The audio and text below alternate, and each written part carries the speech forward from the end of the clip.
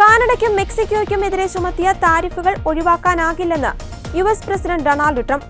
താരിഫുകൾ ചൊവ്വാഴ്ച പ്രാബല്യത്തിൽ വരുന്ന സാഹചര്യത്തിൽ ഇതൊഴിവാക്കുവാനുള്ള കരാറിന്റെ സാധ്യതയെക്കുറിച്ച് ചോദിച്ചപ്പോഴായിരുന്നു പ്രതികരണം. നേരത്തെ തീരുമാനിച്ച പോലെ താരിഫുകൾ മാർച്ച് 4-ന് പ്രാബല്യത്തിൽ വരുമെന്നും ട്രംപ് വ്യക്തമാക്കി.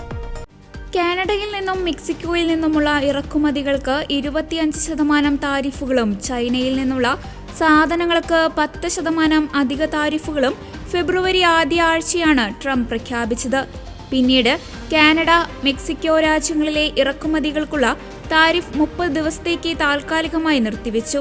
അതിർത്തി സുരക്ഷ മെച്ചപ്പെടുത്തുന്നതിന് ഇരു രാജ്യങ്ങളും പുതിയ പദ്ധതികൾ തയ്യാറാക്കിയെന്നും പറഞ്ഞിരുന്നു. മെക്സിക്കോ, കാനഡ എന്നീ രാജ്യങ്ങളിൽ നിന്ന് വളരെ ഉയർന്ന അളവിലാണ് ലഹരി മരുന്ന് യുഎസിലേക്ക് എത്തുന്നത്. ഇവയിൽ ഭൂരിഭാഗവും ഫെന്റനൈലിന്റെ രൂപത്തിലാണ്. ഇത് ചൈനയിൽ നിർമ്മിച്ചു വിതരണം ചെയ്യുന്നതാണ്. അപകടകരമായ ഇവയുടെ ഉപയോഗത്താൽ കഴിഞ്ഞ വർഷം 100,000-ലേറെ ആളുകൾ മരിച്ചുവെന്നാണ് കഴിഞ്ഞ ഫെബ്രുവരിയിൽ ട്രൂത്ത് സോഷ്യൽ പോസ്റ്റിൽ ട്രംപ് പറഞ്ഞത്.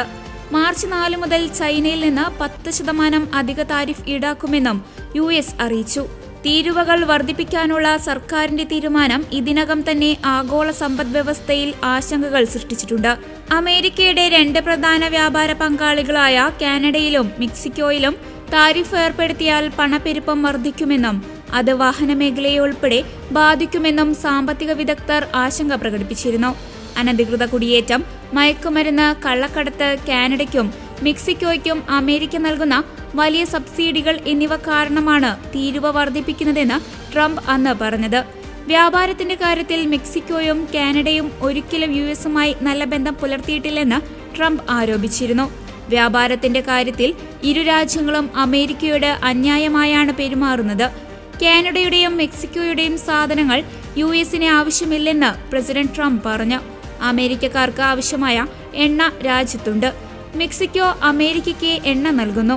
കാനഡ തടി ഉൽപ്പന്നങ്ങളും. മറ്റാരേക്കാളും കൂടുതൽ എണ്ണയും ആവശ്യത്തിനുള്ള മരത്തടിയും തങ്ങളുടെ പക്കലുണ്ടെന്നും ട്രംപ് പറഞ്ഞു.